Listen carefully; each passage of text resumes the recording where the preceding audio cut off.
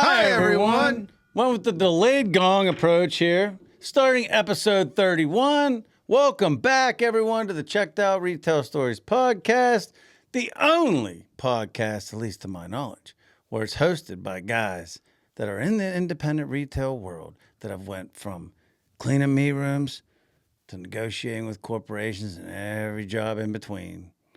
I'm Ryan Sprankle. I'm Doug Sprankle, and guys, it's so important to have great partners. And before we get into the chaos, the madness of retail management, we're going to thank our sponsors and make the show happen. Thanks. Big shout out to our sponsors, our headline sponsor, www.paskillalliance.org, our friends at Pennsylvania Skill Games, genuine Pennsylvania Skill Games, supporting small businesses, fraternal organizations, and pretty much all the communities in Pennsylvania every day. Guys, remember, it's skill, not luck. Baby! Skill, not luck. Man, we have a lot going on today. Ron and I have been working hard on the old computer, the old interweb, to get everything ready. We're going to talk about everything from the Las Vegas excursion we were just on to the drunken cowboy from Nebraska to a guy literally eating a full-blown hero hoagie inside the men's restroom at the wonderful Las Vegas Horseshoe Casino. Las Vegas is such an experience, pure madness, but we're going to bring the energy right back home to Pennsylvania to the Checked Out podcast. We're going to talk about absolute racket of vintage, festive vendors. Dude, they're crazy people. There are people out there, they're going through the old houses looking for 1980s shirts. It's going to be amazing. We're also going to go across the globe and talk about, again, a great guest today, Karen Waldrup is on the show, talking about Haiti, talking about how Haiti has a single-serve economy. They're not looking for bulk buys. They're not going to Walmart. They're looking for that single item they absolutely have to buy to get through their day, to feed their family, cook some dinner, and relax a little bit. And we'll also delve into the corporate buzzword of the week. And also, in Haiti, they have microeconomies of the boutiques and borletas. Man, that's good. Hopefully we nailed that one. That was a little French twang. Haiti's a little bit of that Cajun culture. Oh, it's true. So we put a little French twist to it, But guys, the crown jewel of today's episode is our friend Karen Waldrup, country, music, legend, top 5 finisher on The Voice, and one of the soon-to-be first in the history Saxburg Music Festival, Boots and Faith. Can't wait. It's coming up here in September 12th and 13th at the local Fireman Grounds. Guys, we're also going to talk about how, through her management of her brand, over 500 million views on social media, and how her Fueled by Passion tour this year is going to be the best yet. And, guys, music just dropped, The Good Guy. Before that, though, we got to talk about what's happening this week. And, of course, we went to Las Vegas, had our annual brothers retreat, playing poker, the World Series of Poker. We both love poker. We've been playing poker for our whole adult lives together. But I should have known. I mean, thankfully, we didn't lose too much. We were right on budget, but we didn't obviously win the big time, or we'd be like sitting here with all the cash on the table, excited with our World Series bracelet that we won. But that didn't happen. But I should have known before we left. There was a sign. I was driving to Doug's, to here actually, from Katanning, and I'm on the 4-lane highway. For those of you out there familiar, the 4-lane highway going from Katanning to Worthington, there's a turn, and you make this turn outside of where you can go to the West Hills exit, and right around that turn, I come upon a situation where I'm boxed in. I have a massive truck on this side. I got a truck behind me riding up on me. I can't go anywhere, and there's very little berm. Come around the turn, all of a sudden, there's a state cop looking at me. He's out of his car. He's looking at me. He's got a gun drawn. And so I'm like, whoa, what's happening? I can't get away. I can't give this guy any space. He's looking at me. He's not very happy. I come up on him. I'm like, what's happening right now? Like, just a brief moment of like, did I do something wrong or whatever? Then as I get ready to go past him, he turns, he points, and I see a deer there. He finishes the deer off on the side of the road in front of me. Now, thankfully, because the deer obviously was injured. I mean, it's a mercy killing for sure. But I don't think witnessing something like that before you go to Las Vegas is generally good luck. No. I think that's definitely how our luck was. I feel like it got executed roadside. We were at the cash game, and there was so much going on. For these who don't know, you play a tournament where you sit around with a bunch of thousands of people and try to win some money, or you just go and play with cash money at a game live. And our table was stacked with characters. So Ryan didn't come over till later, but I was there earlier trying to get everybody warmed up. We were having a few cocktails, playing some poker. To my right, this guy. There's two funny stories. So Ryan comes when the Bay Harbor Butcher shows up, but the guy on my right is this guy, and we're talking about life and everything, and we both like wine, so we're having a few glasses of wine. And we're about 3 or 4 glasses in, and I look over to him like, "Oh, hey, where are you staying at for the tournament?" He's like, "What do you mean staying? I'm driving home." And I'm like, "I just did the math, bro. You're not driving home." He's like, "Yeah, I'm driving home." And I'm like, "Okay." And then I ordered one more glass and so did he. And I was like, whoa, that was wild. And then this guy, a gentleman from India, who's in the States playing, but he now lives in San Diego. We were talking about it, and we hit it off. But this guy could not lose. So literally, I'm like, "Where do you live?" He's like, "I live in the Bay Area." I'm like, "Oh my God, you're the Bay Harbor Butcher. You're just taking people's stacks." And then literally, you sat down and you took some money off them. I have an ace high flush, guys. It's like there was no paired board. There's only one hand that beats the ace high flush, which is Straight flush. The odds of hitting that is literally 1.2 million. Like 4, 5, 6, 7, 8, 9, or 4, 5, 6, 7, 8, all of the same suit would be an example of a straight flush. Right. So the guy takes all my money, and I'm just sitting there real sad. And Ryan, being Ryan, he's like, "Hey, do you mind if I take a picture in front of your stack so I can send it to my wife?" So Ryan's there with all these chips that aren't even his just to get like a fun picture. That's great. Everybody's like, "Oh, you won big." I'm like, I won a couple of that guy's stacks, but I didn't win big, man. I didn't win big. Another thing I should have known, there's some signs, man. They say if you see a black cat that you're not going to win. Well, the morning that a black cat crossed the road, it's bad luck. If you see a black cat cross the road. So, this isn't the same type of situation, but when I think back, the first day we all did well. Vic Carlesi, Vic and Nicolina's pizza fame, he was there. He ended up cashing, but all 3 of us made it through day 1, which is hard in itself to make it a whole. It's 13 hours of poker. We all made it through day 1 with playable stack sizes to go into day 2. It's a game of survival for those of you who aren't familiar with tournament poker. But that morning, you were asleep or you were working on stuff in the room. I got up to go to the gym. And when I got up to go to the gym, I got outside and I got out into the lobby or outside the room, going down the hallway towards the elevators. And all of a sudden, there are about 25 Asian dancers, teenagers, all dressed in black, like dancing around. And I'm thinking, whoa, how many beers did we have last night? I mean, I didn't think we had that many, and I didn't feel like we had that many, but I'm thinking, it was just a wild experience. So, I witnessed this, and I'm standing by I went through this whole maze of people just literally dancing around me. And I get to the elevator, and there's this one dancing in the window with Vegas behind her. And I'm thinking, I was actually thinking, wonder if this is lucky or unlucky. Well, 3 hands into my experience, I got busted out of the tournament. So I think it was bad luck to see all those people dressed in black dancing around. Oh, like black's like the unlucky color. Yeah, man, it's bad. Don't tell it to a roulette player. Holy mackerel. It was a great trip, though. We had a good time, and we all survived it. Obviously, we're back here in the saddle, back in the podcast. We had a good time. More stories to come from that, though. But guys, it's this week's Retail Stereotype.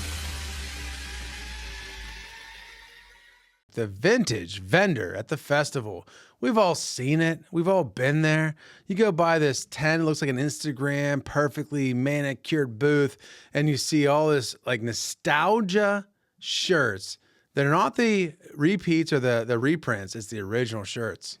Yeah, and usually it's always a situation when you come upon that where it's like it smells a little funny maybe, or something looks off, but then there's a freaking line that's like 30 people deep. That's longer than a stakeout cheesesteak line at the Mingle on Main in Saxonburg. I mean, so it just draws your interest. Why are these people all here, and why are they online? Yeah, and then you get in there and you're like, wonder what all the hype is about. And you get inside and you see this original Nirvana shirt from 1996, and you're like, oh, that looks cool. Like I was a Nirvana fan. I mean, I wasn't like a super, but I could wear that. It's in your size. You look at the price tag and you're like, oh, bro, it's a mortgage payment. Yeah, it's crazy. I mean, there used to be a time where it was just like cool to have something that was like 50 cents that was still cool, maybe had a couple rips in it, a little faded. That used to be like a badge of honor, so to speak. Yeah, you go thrifting with your buddies and you go to the thrift store and pick up a whole wardrobe for like $20. And now, though, because of mostly eBay, you have all these people that used to be like part of the cool trendy now being resellers as a side hustle, driving the price of these goods up. I mean, think about it, like an original Jurassic Park shirt that's torn up like the T-Rex bit it is worth a fortune. Yeah, and that's exactly when the vintage vendor makes their move, man. They just swoop in. Hey, who was this? Is a side note, but who was the guy that did the song? I'm gonna pop some tags. I got $20 in my pocket. Was that Macklemore? Yeah. Oh, that was great. That's a great song. I'm glad you didn't finish that song. We might get demonetized. Thankfully, I didn't know the words. We'd had to cut that one out. There would have been like a 20-second beep. Oh yeah, that song. Macklemore. That song gets wild. Wild. I think I cut the best part then. That's good. That's good. Well, that leads us into our origin story. As kids, Doug and I, like most kids in the 80s and 90s, man, there wasn't as much going on as there is now. It's not like you could just get on YouTube and binge watch stuff. And I mean, the TV literally went shh after midnight on most channels. We had like 5 to 7 channels in central Pennsylvania. It wasn't like now where you can stream like 8 million channels and all kinds of different things. So we had to make up our own games. We had to kind of come up with games to occupy our time. And, this, for you kids, you're going to like, that guy was, a real loser. But I'm going to tell you, the game that I came up with that I'm still very proud of, the dice. Remember when I used to play? Maybe I had you play. I forget what I played. It was dice baseball. Do you remember that? No. I came up with this game, and I would play it most of the time by myself. I'd be the 2 different teams, and I came up with it where you roll a dice, and depending on what you roll is a ball, strike, whatever.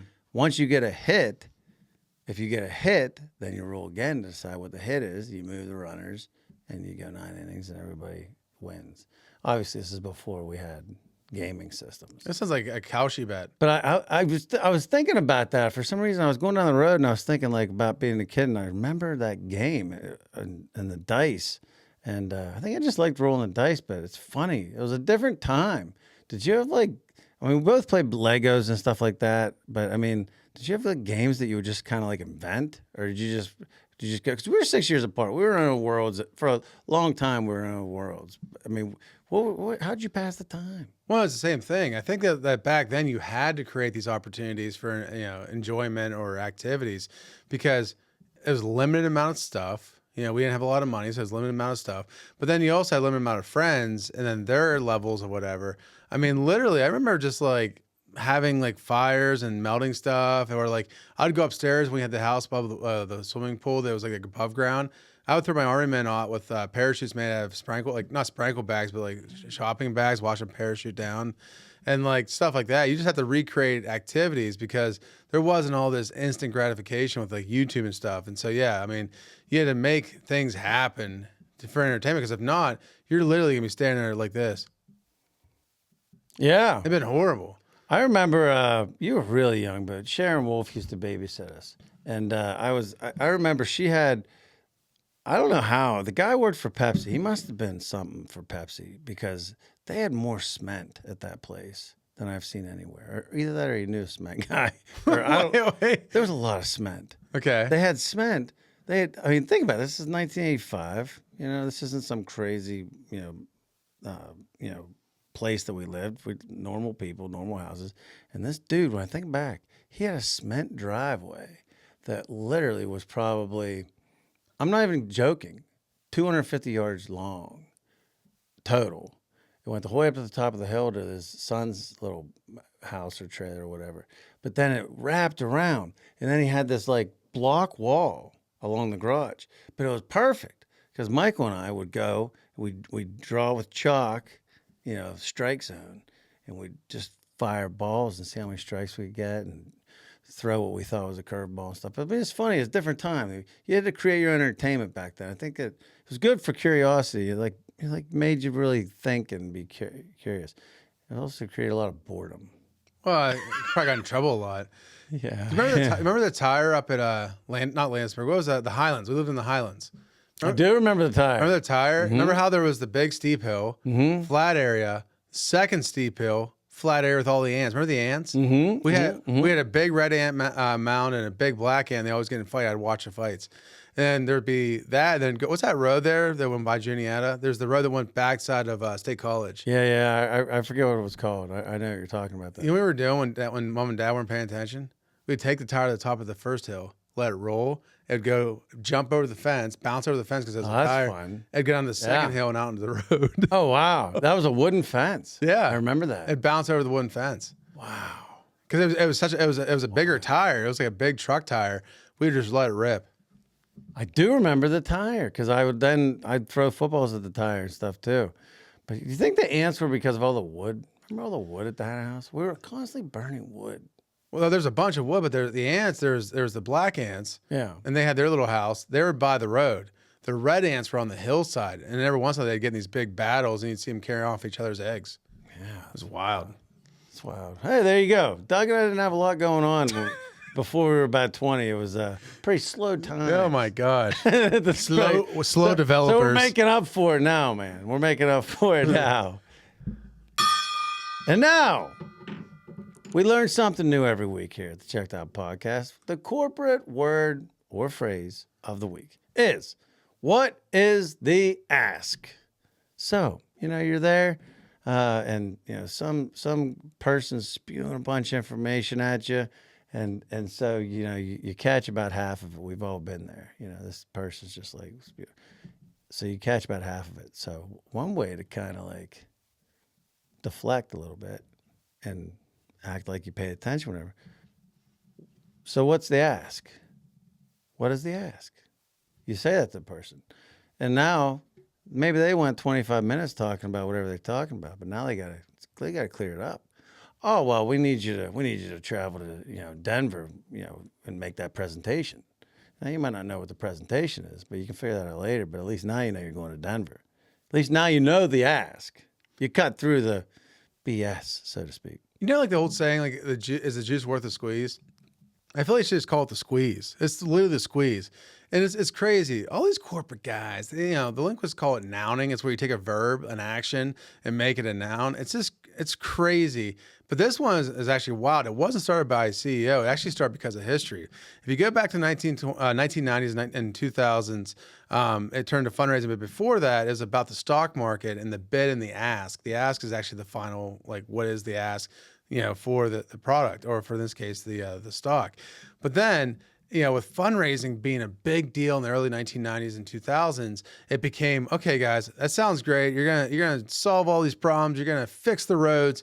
What's the ask? And these corporate words, man, like most of the corporate words in our feature segment, I mean, they're not applicable outside of a corporate boardroom or environment. I mean, if the way I normally, everybody knows by now, I've been talking for like 30 episodes. I mean, I just tell it like it is. I'm very simple in how I speak, very simple delivery. And when I go up to, if I all of a sudden went up to one of our meat managers or one of our stockers or one of our cashiers and said, hey, Mary told me that you wanted to talk to me. What exactly is the ask? They'd be like, what? Like, what did he just say? It would become a conversation because, like, that's not, I'd just be like, hey, they say you want to talk to me. What's up? You know what I mean? Like, that's how normal people, but it's funny, man. Once you get into a certain level in a certain company, it's like you really, it's like you speak a different language. You have to learn a different language. Well, it's a different level of this microcosm. It's a different level of people like observing what you're doing. And you're so afraid to be offensive because you don't end up in HR talking about your feelings. So it's a way to be polite, but still getting the point across like, hey, where are we at? What are we doing? Yeah, and as much as I mean, it's funny. I don't really like that kind of jargon, but at the same time, it fascinates me enough that obviously we have as a segment because it's an interesting dynamic. And the thing is, it's a great weapon though. But because if somebody is just rambling on, like I said earlier, if somebody's just rambling on and you lose it, maybe they're talking so long that you start thinking about like I need to do the laundry when I get home. Johnny's got a soccer practice. You start going into that mode because they've lost you. It's a good way to kind of like not expose the fact that you haven't been paying attention. Just, what is the ask? It's like the endless wind up. It's like you're sitting there watching the clock and you're like, tick, tick, tick, tick, tick. Just land the plane. Yeah, exactly, man. It forces people to stop rambling. Stop hiding their actual intentions. It just like dad says, John Wayne thing, get to the rat killing. Yes. Let's get to the rat killing. Or like our grandfather Walsh would say, beep or get off the pot. I've been accused of being a little too direct with vendors. And like when the vendors do it to me, I'm like, I get it. It's a great program. We're going to sell a lot of things. I can't wait. What do you need? What's the ask? What do you need? No, it's a great word. And I think it's funny how we continue to library all these crazy words that take what we've known and what's been history and turns it into a modern use that's always, for some reason, very passive aggressive.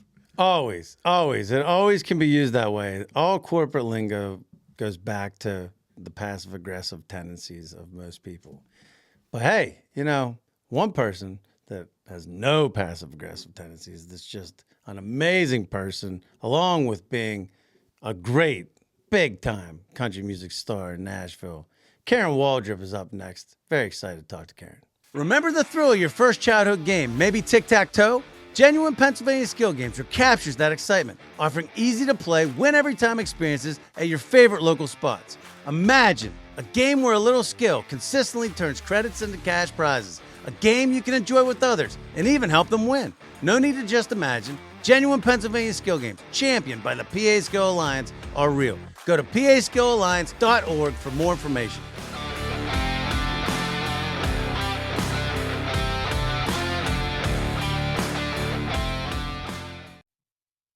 Doug and I talk a lot about what makes a business stand out, about what makes an artist stand out. Today's guest could teach a master class. She's built a massive following with 500 million views and 1.3 million fans. She's a BMI songwriter, Nashville award-winning, and top 5 finish of the 25th season of The Voice.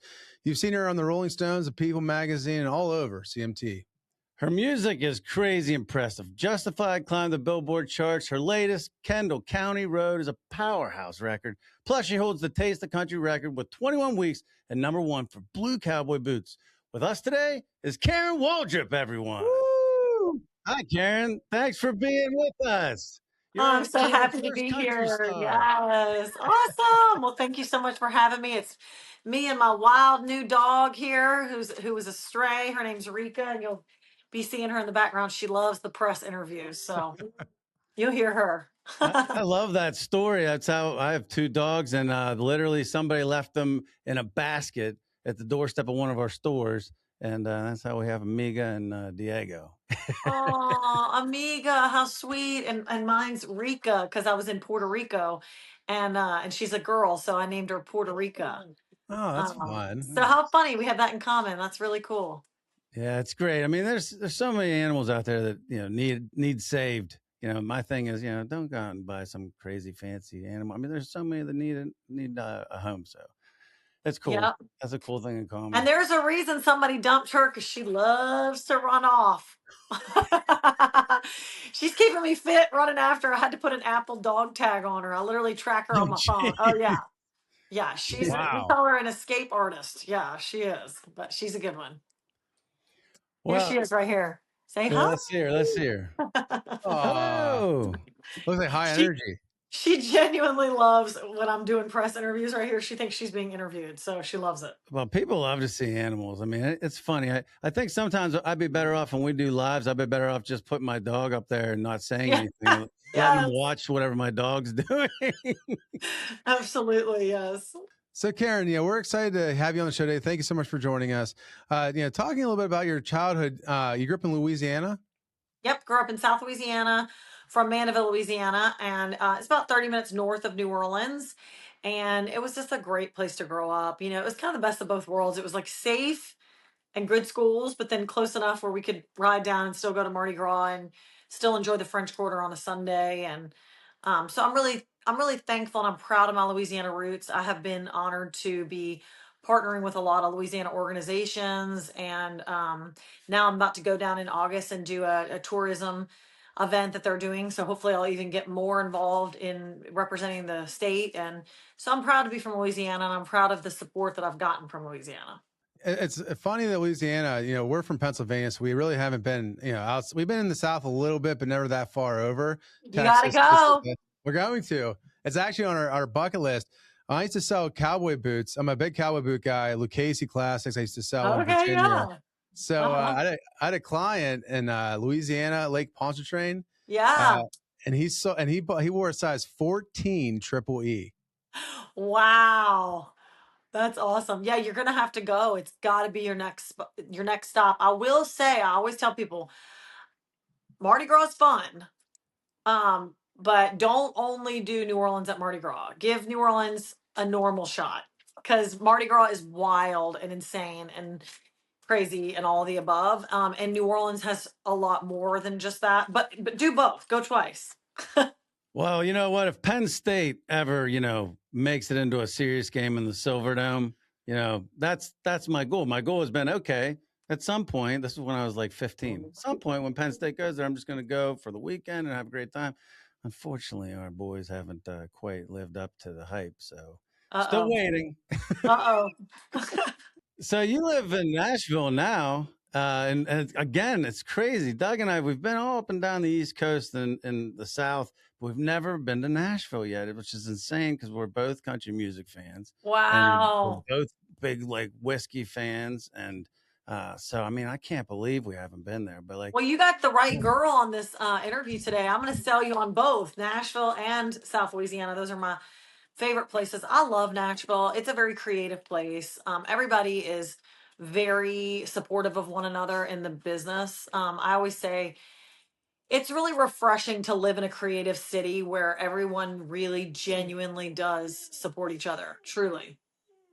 She's like ready to go out again. If I let her out, then she wants to come in. These stray dogs, you just don't know. You're learning them every day. well, Nashville officially took over for me as far as watching, the ball drop. I used to watch New York on New Yeah, Year's Eve. I used to be diehard. I watched New York and all that Dick Clark. Now I gotta say, I for me, even though we're in Pennsylvania, when the clock strikes 12 in Nashville, that's New Year's for me. it is. And I'm glad to hear you say that, because Nashville has really done great with our fireworks show. And this year, the fireworks show on 4th of July is supposed to be like the biggest in the nation. So Nashville's a great place. And I look forward to you guys coming here. I'll have to meet you downtown and do a little honky tonkin with you. That'd be great. That'd be amazing. Maybe I could throw what did he do? Threw a piano? Who threw a piano off the balcony? Oh, I don't think it was a piano. I think it was a chair. And that was Oh, Morgan yeah, Wallen. yeah, yeah. Morgan Wallen, yeah. I could pull a Morgan Wallen. I won't do it while you're there though. I'll wait till like You'll wait, later yeah. on in the No, night. I'll totally come join you guys and show you around. It's a good time. Nashville's a good time. Yeah. Good, clean fun. So Karen, we ask our audience before we have guests come on, one question they want to ask our guest, and they want to ask you today, what's your favorite song to perform live and why? Oh, what a great question.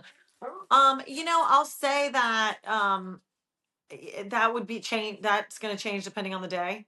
But I have a song that I wrote with a D-Day World War II veteran called Normandy. And every time I get to sing that song, it's like I escape into another universe. It's really cool. It's really strange. It's like, especially if I'm at an outdoor event and there's an open sky and I'm out there, it's almost like the crowd isn't there, and I'm singing it to the late World War II veterans from D-Day. So there's like an out of body experience that happens every time I sing Normandy. And that's really a special song. And especially with it being the 250th anniversary of America this year, and just now the 82nd anniversary of D-Day, that song is always a gem. I look at it like a little gem on my jacket. You know, the veterans, they decorate their jackets. I feel like Normandy is my only gem that's on my jacket. Like I really feel proud of that song. I feel proud that I got to work with a veteran, especially a D-Day veteran, but not just a D-Day veteran. This guy jumped, parachuted onto Utah Beach and then sat down with me at 100 years old, and we wrote that together. So that's a special song on a deep level for me. And also there's a statue in Xenia, Ohio, and the song is at the statue. So that's cool for me because it's like no matter how many years I have on this earth, like I know that my legacy is being left behind in a beautiful, impactful way, that is generally patriotic, and I'm proud of that. And so to get to sing that song it's like I'm a vessel between the late veterans that are passed and the people. And if you listen to the song, we actually put his vocal from the songwriting session interjected into the song. So when you listen to it, you're literally hearing his voice. And that's cool too, because I didn't want to write any of those lyrics. I wanted to only use his words. So every single word in that song is his words. And that's where the song became a little bit of pressure, because when we were pulling in, it was like, okay, I felt like it was a vocation to write it. You know, I felt like it was a calling. It's very powerful. He talks about bombs and, you know, kind of like it's just like a normal everyday thing. I mean, I listened to the song before the show and I thought I was like, wow, like, you know, talking about connecting and your music in general. What I love about your music is just, it's really about being a great person. It's about being humble. What a compliment. Yeah, no, I love it. Like, I mean, when Scott told me about you a couple of years ago, and I was like, huh. And so I started listening to some of the music, and it's just about being a good person. It's about doing the right thing. It's about living humble. It's about doing all those great things. And the fact that you honor our veterans, including the Normandy song, and it was really powerful for me as well.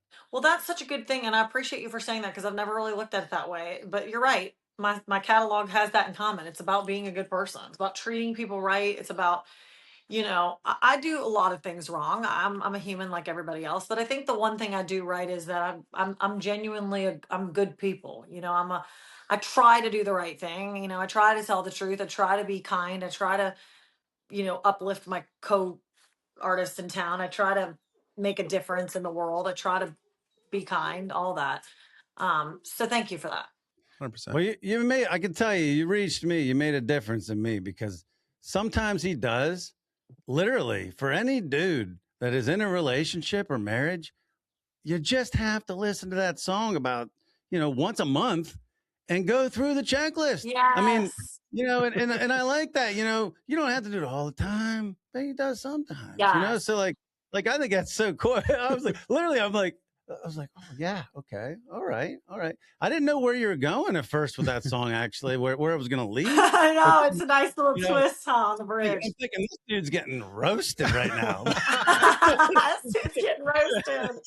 But then he comes back around. I'm like, yeah, this is a great checklist for any guy in a relationship, man. So there you go. I love For our that. fans out there, for any guys out there, check it out. Sometimes he does. Yes. Karen Waldrup. Sometimes he that's all you gotta does. do, man. Thank you for bringing that song up. I didn't write that. That's Lori McKenna's. But when I heard that song for the first time, I was obsessed with it. And I just listened to it over and over, from the craftsmanship element of it. And I love how the bridge, it says, sometimes he doesn't teach me what the word hallelujah means, but sometimes he does. So it's like, oh, okay, wow. So now the whole song twists. And it's like, she's the one who is imperfect. She's the one who is saying, oh, I expect all these things. But really, he has showed me what hallelujah means. Like, whether that's faith, whether that's prayer, whether that's intimacy, whether that's hard work. And so I think that's what's cool about the song. And that's why I was so obsessed with it for so long. And I never imagined I'd get to cut it. Well, when I had I Hope You Dance went viral, and I was with the writer of I Hope You Dance, he texted her and said, hey, you know, Karen Waldrup's really obsessed with the song. Could she have the mechanical license? And she said, you know, nobody's wanted to cut it because it's a little bit questionable. So go for it. And so I got it. I know. It was so cool. It was like years. I swear I listened to that song for years, never imagining that she would let me cut it. And I know, it was pretty cool. It was great. And you know, you said about escaping on stage. I liked how you just earlier in the interview were talking about how you escape to different places while you're performing. Have you ever been like singing that song in front of an audience somewhere in the middle of Tennessee or North Carolina and just kind of like been like, huh, you know what? He didn't do that. You know, have you ever have you ever caught yourself kind of like doing a self-evaluation of a relationship while singing Self-evaluation, that? yes. Well, I just went through a divorce in the fall of 2025, so there were a lot of those. Oh, Jokes geez. aside, yeah, I did, and that was Sorry to hear that was that. a terrible experience. But now it's cool to be on the other side of it because now I have this really uplifting, positive album. That's pretty cool that I get to get out there and sing such uplifting music. So I will say for some of these artists that go through that and then they make this like sad album. I'm really glad it didn't do that because you get over it in your heart and then you have to get out there and sing all that. Like, I don't want to live all that. So it's cool to have Hmm. No Way Back. It's like this very positive, uplifting album of optimism, of joy. There was an interesting quote that was from a surrender prayer that I was praying from church, and it said like, whenever I feel like I am trying to be in control, that I will hang on to the feeling of joy to try to get through it, and so that was kind of a cool thing, and I think that's what this album is. It's a joyful album, and only two songs have come out. One is Keeping the Faith, which is very much like, I'm keeping the faith, I'm believing that things are going to be good, I'm believing that life is going to be good. And then the second song is Good Guy, which is like, I believe that we deserve good love. I believe that we deserve a lifelong partner that's good to us and kind and honest. And then this next song coming out in July is Best Friends and Lemon Drops, which is like a girlfriend song or a guy friend song, it doesn't matter, but a friend song about lifelong friendship and that person that is, the people that are watching this that have that person, we are so blessed. I have that person. We are so blessed to have that person who is just solid BFF, just solid, consistent friend. And so anyway, so the album, all 10 songs, and that's only the third, and they'll be releasing every 5 to 6 weeks. And we'll see you guys in Pennsylvania in September, and we'll have several more released by then. But the idea here is that we have a mixed and mastered album and that we get to sit back and release them every 6 months and talk about them and perform them and lift everybody up because every song on this album has one thing in common, and that's joy. And it's amazing what you're doing with that whole process and having, obviously we talked earlier about how like it's about being a good person, but the thought process from a business aspect of reversing it. So most of the time you see people release the full album and they go on tour. You're doing it to obviously carry your audience with you as you're talking about those songs. Obviously in Saxburg, we're really pumped about seeing you, but it's a really cool. What inspired you to kind of do it that way, the reverse method versus releasing the whole album and then going on tour?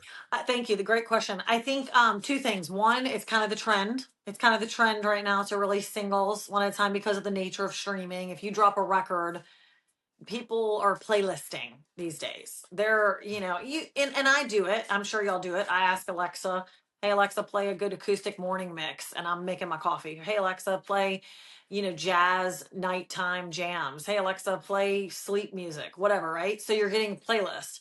So if you ask Alexa, play Karen Waldrup, she's going to say, here's Best Friends and Lemon Drops, and then here's Keeping the Faith, and then here's Sometimes He Does. And it's just going to keep streaming Karen Waldrup music. So I think the answer is two parts. One, I think the playlisting aspect of music, I think it's important to release singles at a time. And then once enough songs are released, then we drop the record. So I don't know if the record will be out by Christmas. I'm not sure. We're just kind of letting God lead and we're just kind of following because I don't ever know what I'm doing. I've never known what I'm doing. People ask me the stupidest question. Well, what's the goal? I'm like, I don't know. I've never known. If I knew, I would have known when I moved to Nashville. Like, I don't know the goal. The goal is to play music. I don't know. What the hell are you talking about? Like, so I think there's something to that too. Like, we don't know what we're doing. Like, no, none of us do. None of us musicians know what we're doing. And if they tell you they do, they're lying because we don't. We wake up every day, and I think there's a certain peace that comes along with being a faith-filled person that I trust God completely. When pivots happen in my life, I'm like, okay, all right, that's cool, God. Like, what are we doing now? Like, is there something better? And there's usually something better. which is kind of crazy. Like, I've had so many situations in my life where a door closed, and then a couple years later, the door swings open in such a better way that if it hadn't closed, I would have been massively affected. So I think that's a part of what makes music fun is that we don't know what we're doing. At any given point, one of my songs could be incredibly successful. At any given point, we could have a beautiful video. At any given point, we could have a huge, massive playlist pick it up. At any given point, there could be somebody who was, on the brink of suicide. And here's one of my songs, and it saves their life. Like, there could be any moment in my career that just transforms some other element. And so for that, I think there is a cool factor to the surrender process and being like, I don't know. And being honest with people about that. People are like, well, what's the plan for best friends and lemon drops? I'm like, I don't know. I got a meeting on Wednesday with a liquor company who wants to get behind it. Ask her. Maybe she's got an idea. So I don't know. I just kind of wake up every day with the same mentality and the same ideology that I've had since day one, which is I am going to make today the best day that I can make it. I am going to work diligently on my business. I'm going to be kind to everybody I meet. I'm going to be generous to people, and I'm going to try to make a difference in the community. And God does the rest. And people ask me all the time, well, how'd you get that gig? I'm like, God. They're like, no, really. I'm like, no, really. Like, I don't know. Here I am in New York getting picked up in a limo. Like, I didn't do it. Like, what do you think? I'm out there posting, please bring me to New York and bring me into a limo? Like, no, I'm just waking up and doing what I'm supposed to be doing, and God sees it, and then all of a sudden I'm in New York in a limo. So I don't know. I think it's important to just enjoy the ride. It's like you're working in the brand department. Everyone wants to know what they're doing in marketing. You're like, I don't know. I'm just working in branding here. Like, that's marketing. Talk to that guy. I know. It's like, who really does know what they're doing? Nobody. You just try things. Maybe some people in corporate environments know what they're doing. And congratulations to those people. Hey, shout out. Happy for you. For the rest of us, we shooting in the dark here. I mean, I don't know. I write great songs, release them, sing them live, take pictures with people after. That's what I do. We can totally relate. I mean, for us, we're grocers. We grew up in the grocery business, and I didn't even have a laptop before about a year ago. And Wow. I think I was the last guy. I'm 45. I think I was the last guy in like Yeah. Pennsylvania to actually get an Hey, iPhone and get on Facebook. Yeah. congrats, So Ryan. I mean, Congrats. yeah. Thank you, thank you. Yeah, I actually do feel good about that. I've come a long way with help from my friends, but it's funny to your point. Like, would I've ever thought we'd be doing this? No, I was just trying to sell literally beef, Wow. corn. I mean, I was just, and now we're doing this, and same with videos. We did our first video out of desperation to sell beef off a truckload sale of beef that we bought, Incredible. and we weren't selling any, so we were desperate, so we put it out there, and Bam. boom. But to your point, like you just never know. You can't plan these things. It's actually refreshing to hear somebody like you talking about that, and like we're not alone. No, It's great. no, none of us know what we're doing. But at the same time, I think there's a difference between being like surrendering and also planning. I'm always thinking 3 months ahead. I'm always thinking, okay, what am I going to be doing in September? Like, what's going to be going on Labor Day weekend? Like, we should probably be thinking about a show that weekend. Like, I'm always thinking ahead. I'm not like a fool, like, woo, just out here doing nothing. But at the same time, I think that when I heard a Baptist preacher in 2018, it really changed my life. He said, the minute that you take the burden off of yourself to be important is the moment you start living God's plan for your life. And that's when I was like, please, somebody take this off of me, this pressure to try to be important. Like, I don't even care about that. Right. So, what I care about is living God's plan for my life. Like this interview with you guys, like, didn't know y'all, like, didn't know how this was going to go, didn't know anything, but here I am. And then the massive amount of people that we'll reach, and that I might say something that makes them surrender a little bit more, to just trusting God and trusting keeping the faith. And I know that's my song. People like, what advice do you give people? I'm like, keep the faith. Like, that's not a cheesy song plug. Like, that is a real motto of life. Like, keep the faith. Like, sometimes you have bad days. Go to sleep. Like, go to sleep. Wake up the next day and shake it off and find a way to go out and get some fresh air, walk your feet through the grass. I don't care what you have to do, but shake it off. Start over. It's a new day. That's the best advice. I need to put on a T-shirt somewhere. I need to put on some kind of like meme. I mean, that is honestly the best advice. Go to sleep, Doctor. I just did that this morning. Yeah. I'm not even kidding. Yeah, it was a rough night. We had power outages. It was crazy. I'm not even kidding. Oh no, you did. Oh. Yeah, our grid is like from the 1920s, and they're like, man, they'll be all right Oh my gosh. No, but it's crazy. You talk about, that spirit of God and spirit of service and spirit of hope. Tell us a little bit. I was reading up, and it's ironic. My mom is named Brenda. Oh, wow. Tell us about the Brenda House in Haiti. Yeah, so in 2018, I went to Haiti with an organization called Mission of Hope, and these people were amazing. And they came to me and they asked me, hey, we would like for you to come to Haiti. And I'm like, to do what? Like, I'm not like building houses and stuff. Like, what do you want me to go to Haiti? What am I supposed to do? And they're like, we want you to do whatever God calls you to do. And I'm like, okay. So the only thing I really know how to do is play music. So let's go do that. And so they're like, okay. So they took us around Haiti, and we went from like orphanage to elderly assisted living center to communities to all kinds of different places for, I think it was 4 or 5 days.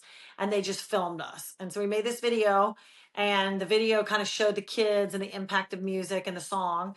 And then we opened up a fund, and people contributed money. And we did 3 houses. The Brenda house was the very first house. And that house will always be really special to me because it was named after my friend Dave Kelly's late mom, and he was a contributor to the house. So we named the house after his mom, who had passed away. And then we did the second 2 houses, and then COVID hit, so we kind of took a beat on that. And when I finally was in a position where I felt like I could ask Americans for money again, it kind of shifted, and I felt like it was more important to do fresh water. So now we're doing the Waldrup water wells, where we're trying to send money, we're trying to send funding. I want to build more wells. I think that's more important.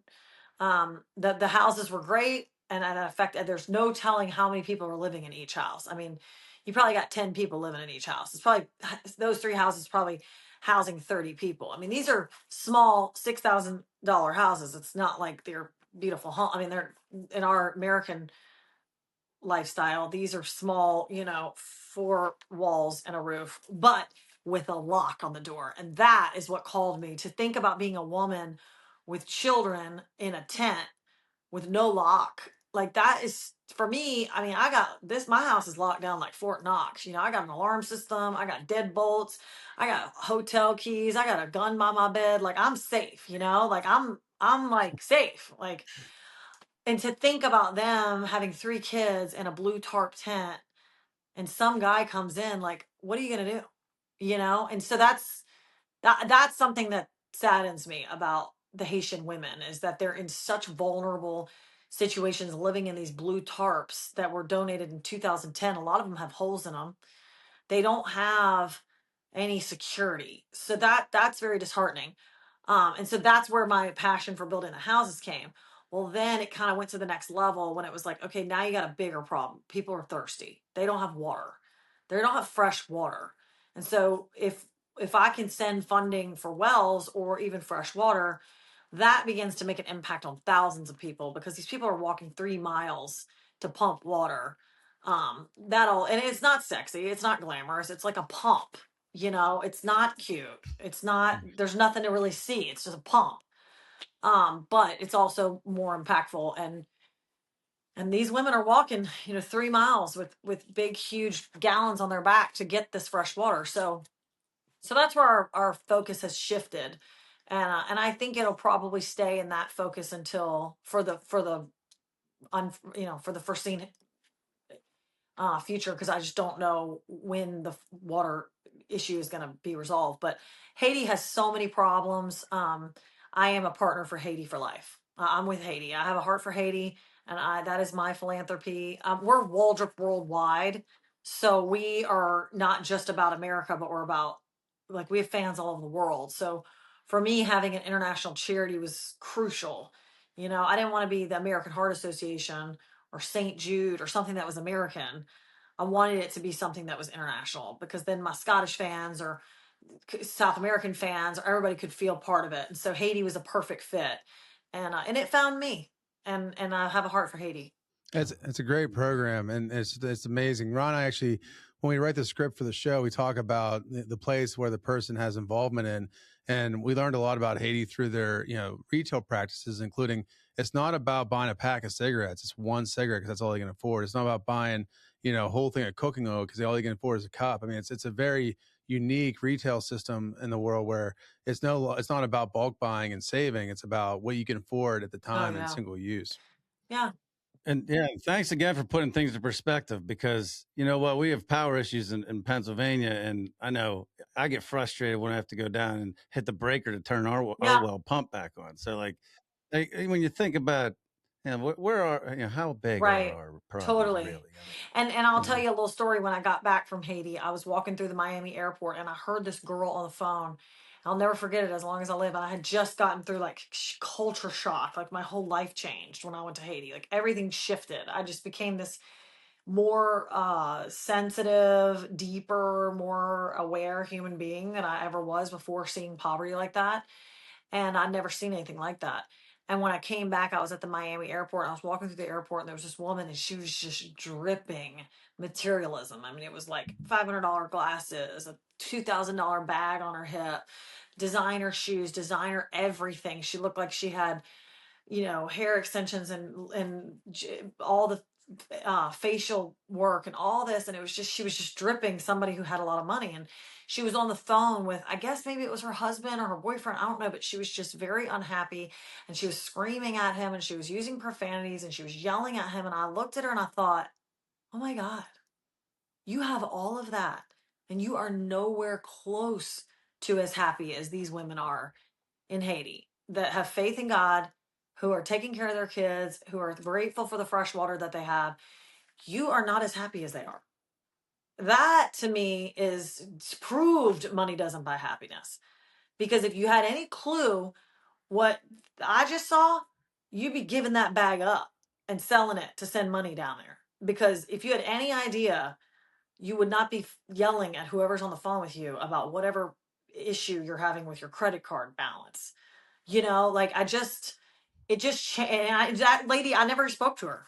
I don't know who she is. We never talked. I just saw it, and it made me cry. I did. I cried. I was like, wow, you can have all of that and still not get it.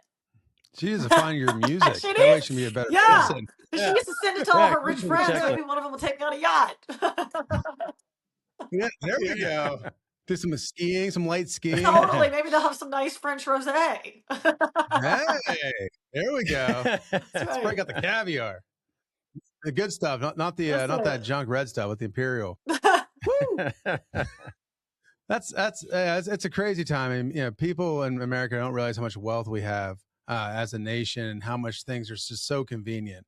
It's amazing what you do in Haiti. Like I said, I was reading through it, and I was just like, wow, like just the impact and generational impact. I mean, you set them up with water, the next generation has water. And that's one less thing to worry about every day. It's pretty amazing how music transcends borders, country borders, and obviously levels in society and helping those people. It's really amazing. Yeah, well, thanks for all you do. And I have to shout out we call him our director of charities, Scott Doherty. You guys know him from Pennsylvania. And he is such an advocate for continuing to stay on the pulse for Haiti, continuing to stay on the pulse for charity work. He is always making sure that I am staying on top of it. And we just went down to Naples, and him and his community and Waldrup Worldwide and some people put together the first 10 grand. And then it was cool. Scott Doherty had this really cool idea where we got 100 white roses, and I stood at the front of the room with the original 10 grand to a room that was there for Hope for Haiti. And I had the first 10 grand, and I said in the mic that I wouldn't give up the 10 grand until they bought all 100 roses at $100 each, which would be an additional 10 grand, which would match the 10. And y'all, by the end of the song, Keeping the Faith, the flowers were gone. So we had 20 grand, and then 3 grand just appeared from like people who were like, oh, I missed it, I want to be involved. $23,000 in one night, just from Waldrup Worldwide. That doesn't count the $500,000 that they raised at the actual event. So I think when you pull together people who have a heart for Haiti, everybody brings 25, 25, 25, and it adds up, and all of a sudden you got $500,000, and that starts to really make a big impact. So I think every dollar counts, truly. It does. And I'm glad you mentioned Scott. So, we're super excited about your festival coming up right here in Saxford, the Boots and Grace Festival, 2-day amazing event.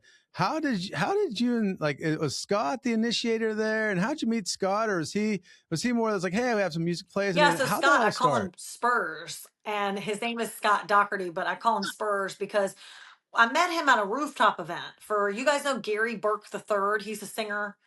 You guys know him. He's amazing. Great And guy. he's been a friend of mine for a minute because I played a gig in outside of Pittsburgh, met him. And so we were at the rooftop of the Studio 154 supporting Gary Burke. So back to Nashville, everybody supports each other. He was like, come be a part of our night. And I was like, absolutely. I'm not going to miss your event.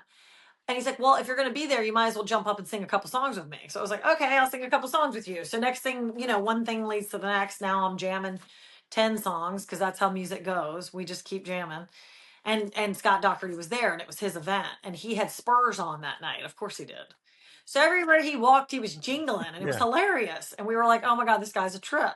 So he had Spurs on, a cowboy hat, a clock belt, a vest. He looked like he was straight out of a country western movie. And he gets up on the microphone and starts singing, and he's just a character. I mean, anyone who has met or will meet the man is blessed. He is such a character.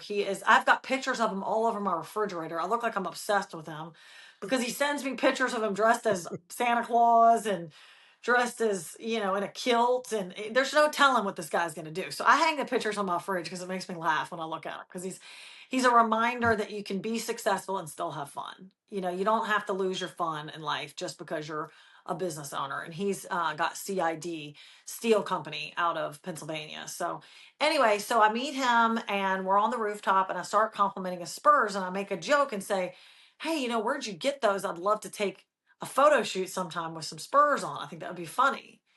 This guy bends down and takes them off and gives them to me. Just gives them to me. So I put them on my boots. So we're taking pictures, we're laughing, we're goofing off.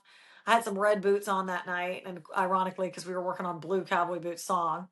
So we just ended up connecting. Well, one of the strange things about that, which is what we were talking about God earlier, he gave me his card, but I didn't have anywhere to put it because we were goofing off and taking pictures. So I stuck it in the back of my phone case. So it's in my phone case. A couple of days later, I'm like, I really need to reach out to that guy because he was in my phone case. It was like I couldn't avoid. I got to get it out of my case eventually. So send him an email, like, hey, let us know when you're in town or whatever. And that was the beginning of our friendship. And then he was kind of like, hey, let me hear your songs. I really enjoyed your voice. And it really all began with the Spurs. And then he has continuously helped me with my album. He got behind the album. He made the album possible. He has been there for me every day since. He's a dear friend. He is a wild person. He will make anyone laugh. He's like, we're going to go to the Steelers game all day, and then we're going to come to the gospel event, and we're going to drink all day. I'm like, no, we're not. I have to sing, dude. I have to sing. What are you talking about? I mean, he would just do it all, He's like, oh, yeah, you're right. You do have to sing. I'm like, sound check? I got to do sound check. Anyway, it's just a complete trip. And, so anyway, some of the band's going to go with him to the Steelers game, and I'm going to stay focused on the music and the sound check and all that. But we're doing the event, and then with the band, and then the next day we're doing the gospel thing on September 12th and 13th in Saxonburg. And Scott is the founder of the event. He is the director of the event. He is the organizer of the event, and he is the one that's going to make the event hilarious because he's hilarious. Oh, he's a huge supporter of the community. I mean, whether it's the Bridge Project or the Park Project, I mean, him and his family are involved in everything, and they've been a big supporter of our brand with when we used to do Oktoberfest. Yeah. And so it's funny. Scott called me this morning. It was like 6:30, and I'm like, my wife's like, "Who's that?" I'm like, "Oh, it's Scott," and she's like, "Why?" I'm like, "It's the interview." I have no doubt. He'll do that to me. He'll hit me up at like 6:30 in the morning. Hey, check out this song. Have a beautiful day. I'm like, I love it. I think it's great. Yeah, he's up. He's ready to go.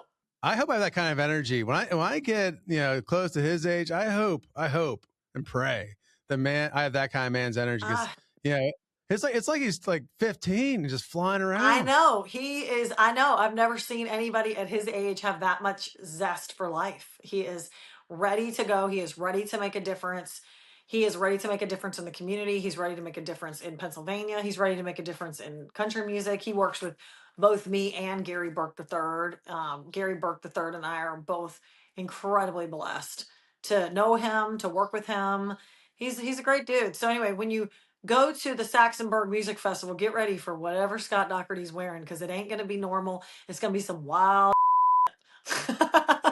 No, he definitely, the guy knows how to stand out. And, you know, that's kind of how we are with our business. We're small stores. To Well, stand out against the big guys, we have to do crazy things. And I think that's, you know, what kind of attracts him to you know, guiding guys like, you know, guys like us along. absolutely. So I'll probably be it's dressed a little bit more normal. But someday I'll have to dress silly with him and go to a football game and wear some obnoxious thing. He told me he's for the event he's doing in Nashville next. He's dressing like Elvis Presley. That'll be the Yes. next wild outfit to take pictures with. One piece cat suit, hopefully. I'll have to put my Elvis outfit on. I'm a huge Elvis Presley. Yeah, fan. tell him you need to come to the event in May of 2027. He's already got his outfit for May of 2027. Like the dude is hilarious. He's a character. He's a inspiring character. all of us to not take life too serious. That's for sure. Yeah, exactly. No, exactly. You know, he's just a special guy for sure. I wish we would have known you when we were having our Oktoberfest because oh my, you would have been an amazing headliner for that event. Hey, well, keep me in mind for this year. Yeah. If we get back to the Oktoberfest circuit at any time, we'll definitely. Yeah, please do. We got some heroes and Oktoberfest. So that's what we do. We'll be there. We try to do event hosting, so we hosted a 20,000 person Oktoberfest in our small town. Awesome. And I was like, so many hours of work and dedication, and you know, it's like anything else, as you know. I mean, when it comes to at the end, the buck stops at you. You gotta get it done. Yeah.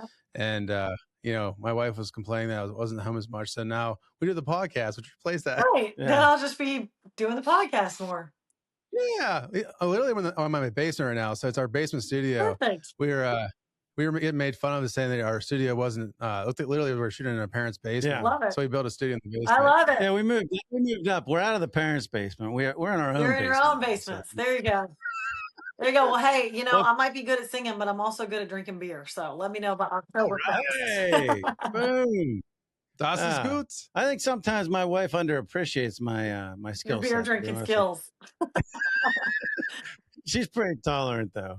That's right. Tell her you're a good guy. Yeah. Well, Karen, I'll tell you what. It was incredible having you today. Thanks for giving us insight into your life, into your causes, into how you became who you are and how you think. And, you know, there's not a lot of people that are willing to just like put it out there, like what they think, how they got to where they got to, personal things.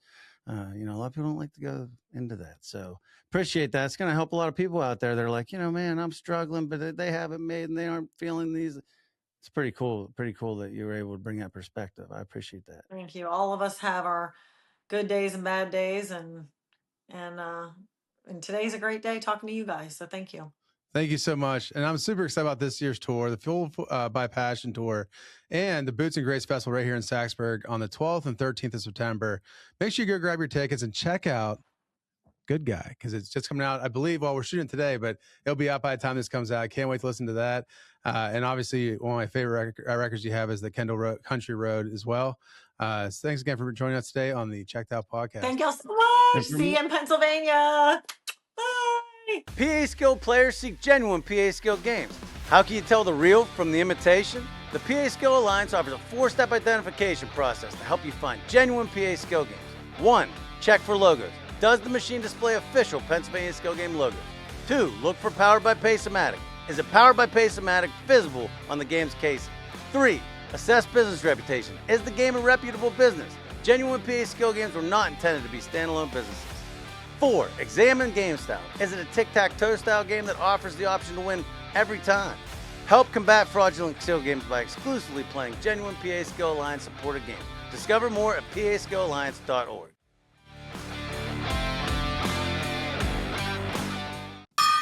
Welcome back, everybody. That was such a great interview. The gong couldn't stay up. It was so excited. It just fell down.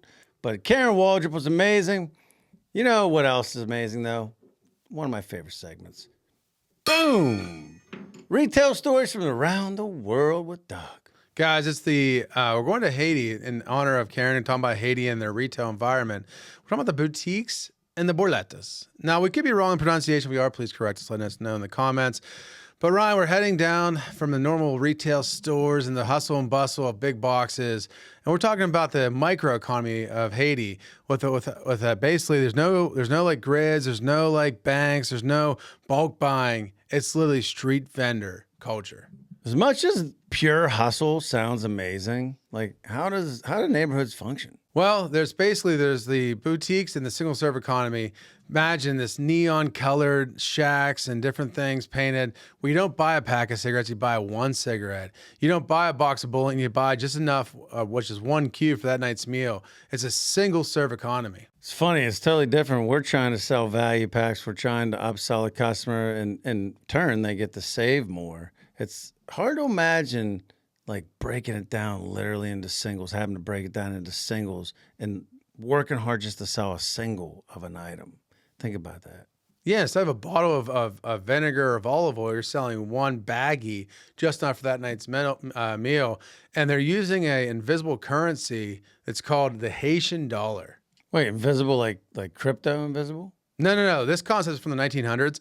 The price is quoted in dollars, but you buy gourds or gordas, which is a 5-to-1 ratio. So you have to do mental math on every transaction. That's a little daunting. I mean, I have trouble with transactions and coming up with change when the machine's feeding it to me, what to do. And right next to every boutique is a borlete.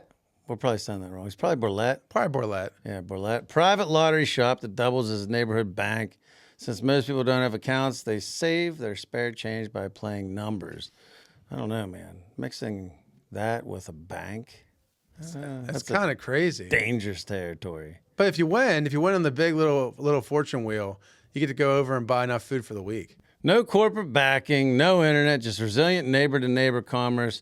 I mean, you have to respect the hustle, but at the same time, it's definitely sad into what Karen explained about the living conditions down there. The fact that people can't literally, it's not like they're all trying to just watch themselves and only smoke one cigarette. They can only afford one cigarette. That's why you're catering to that by only trying to sell one cigarette. So it's pretty like a mental check for us Americans that have our so-called problems, this guy included, to think about like real problems. Oh no, and it's a great way to basically be humble.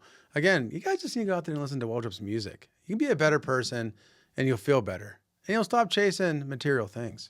But Ryan, that leads us back into one of my favorite segments of the week, Ryan's retail story. Well, my path to retail, the jobs that I had in high school, the variety of jobs, I haven't really talked about too many of them, but I had a variety of jobs in high school. And, starting really when I was like 12, 13, working on a farm and digging footers for graves. We could talk about all that later. But at the same time, we're not going to go into that right now.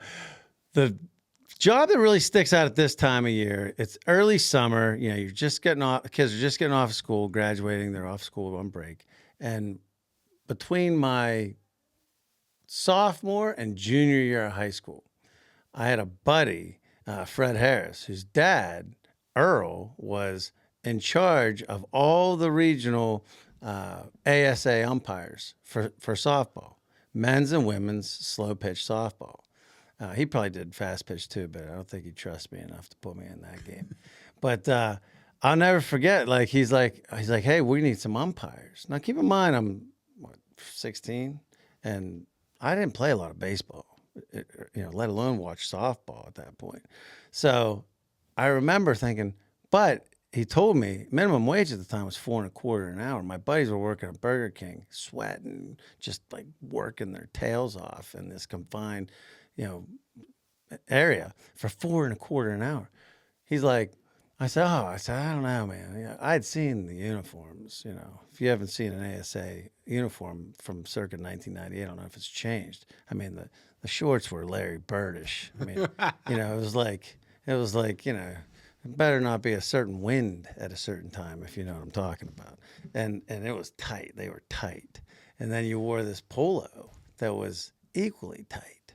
And I mean, the funny thing was most of the dudes that were ASA umpires were like 45 to 60 years old, beer drinking, sausage eating. Nothing against those. Both two beautiful things. But these guys weren't in like prime condition, and they were wearing this outfit. I mean, I was in great shape, but I still felt ridiculous. But anyways, so I was a little leery about wearing the uniform. I said, I don't know if that's my thing. I'm not really a baseball guy. And he's like, well, it's $7 a game. I said, how long are the games? He's like, about an hour, 15 minutes. I said, on the books? Like, no, cash. Oh, all right. You know what? I think I do. I think I have a calling. I think I want to be an ASA umpire. Let's go, baby. I mean, think about that. You go, you work 2 games every night. You just roll out of there with $14 cash in, 2.5 hours? You're outside. But I'll tell you, it was a great intro to how to handle wild, irate customers. Because if you've ever been to a slow pitch softball game, it is one of the most competitive environments. Keep in mind, my daughter has pitched in 2 state championship softball games. I've been all up and down the circuit of kids sports and crazy parents, and been the crazy parent. This is the craziest, most competitive group of people ever. And they all are very good at what they do. Like, if there's a rule where you have to pitch above a certain, I think it's above 6 feet, but below 12 feet. And like, these guys are wizards, man. I mean, they're just dancing with that line. So everybody's always like, oh, it's under 6 feet. It's got to be over 6, under 12, and in the strike zone to be a strike. It's got to land a certain way. It's a nightmare. And, I have some, as we've mentioned, some undiagnosed situation, whether it be ADHD or something like that. There's something wired wrong. But, we've gotten through it. And so I remember I wasn't always paying attention. It would get slow sometimes. So I'm over there looking at the river or whatever. All of a sudden I hear ding. And I look and there's somebody running towards me. I'm a first base umpire. And maybe sometimes I was a little late to look around. And I'd kind of like look and get a feel for what I thought people kind of thought. And my calls were always so delayed. Like, on purpose. I'd read the room and see how everybody felt about the situation. and most of the time I got away with my strategy. But sometimes, especially in really big games, Earl knew my limitations. So he wouldn't put me on the big games. But sometimes you had guys on vacation, whatever, you have to throw me in there. And I remember this one time, man, I wasn't paying attention. It was a women's game. And they have 2 very good teams. And I was really trying to stay focused, Bill. I mean, I was just like, I remember I started looking up at something on the mountain. And all of a sudden I heard this ting. Okay, time to look. And I looked, and this girl comes flying around. And I'm out of position because I was, not paying attention. So I'm out of position. And so I'm already really in trouble making a serious call at second base. And I remember she went flying into second base. There was dust everywhere. There was a ball thrown. I got caught. It's a mess. I kind of waited. I couldn't get a read off anybody. And I'm just like, one thing the old guys told me, though, is when you make a call, you make a call. You come in there decisive, and you come in there loud. So I came out. I'll never forget. Safe, she's safe, she's safe. This girl, the lady, I mean, she got up. I thought she was going to kill me, man. She got in my face. She is literally like, I mean, it was like Billy Martin or the Yankees in the 70s, just in my face, whatever. She said, I'm appealing.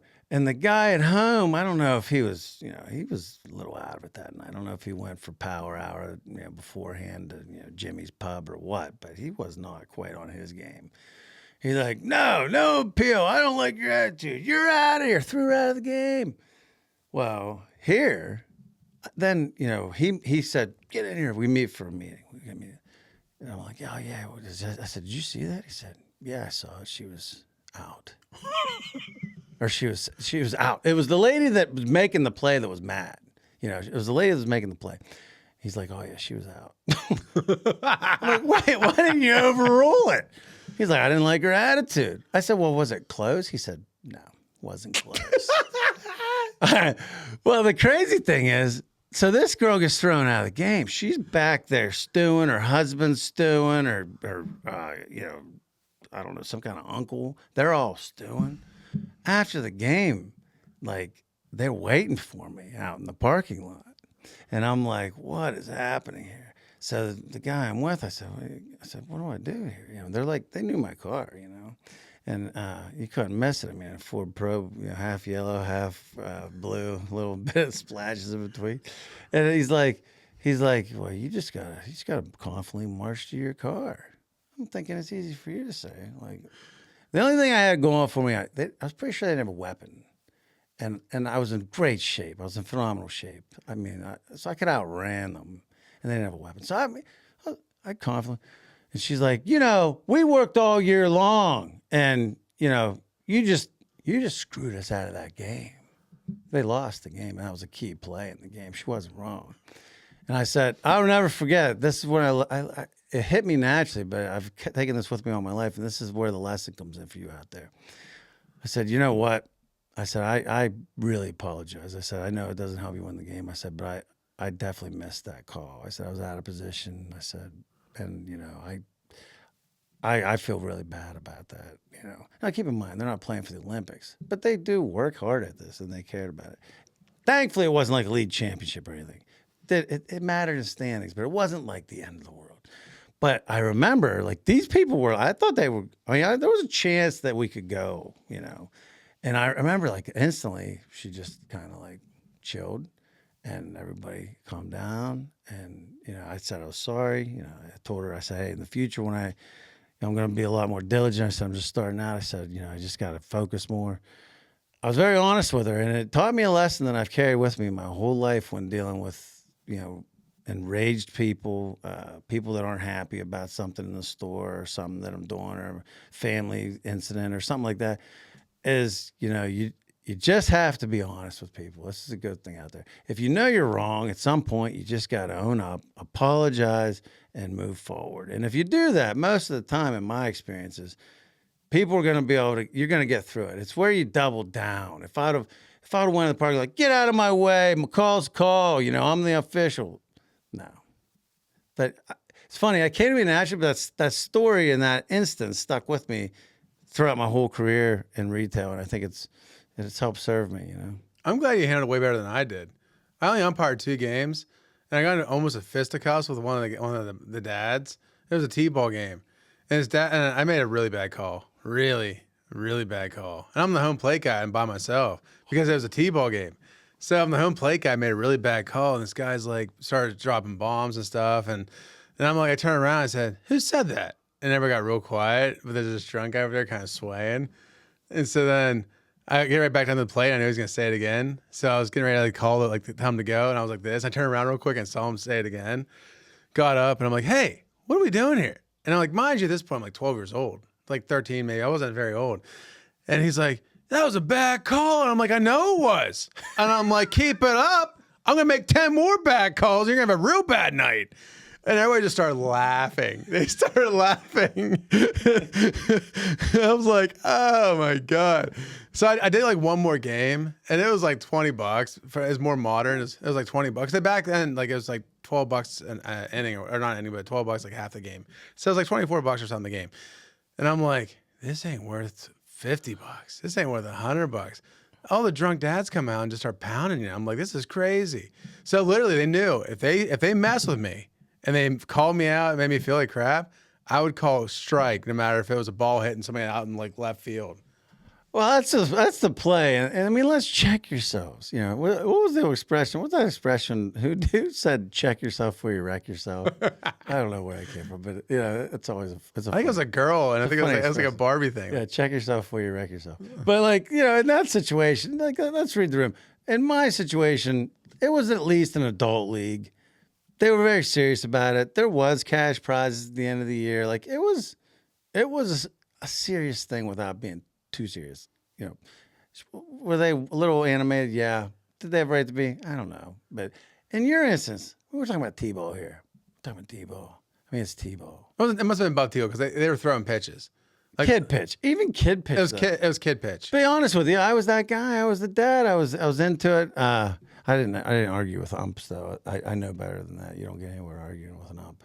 But as a 45-year-old, it's going to be interesting now with my second round of children, and then with Duke getting into stuff, and I'll be going to those games. I mean, yeah, you want them to win, you want them to do well, but like as a 45-year-old with perspective, it's just like, okay, if you win, great. Did you have fun? Did you have a nice night? That's really what'll matter. But when you're 25 or 30 and your kid's 5 or 6 now, everything, every call, every game is like, if my kid doesn't win, he's gonna be a loser in life or something. It's just high stakes, but it's not. So for those of you out there with young kids, it's really not that big a deal.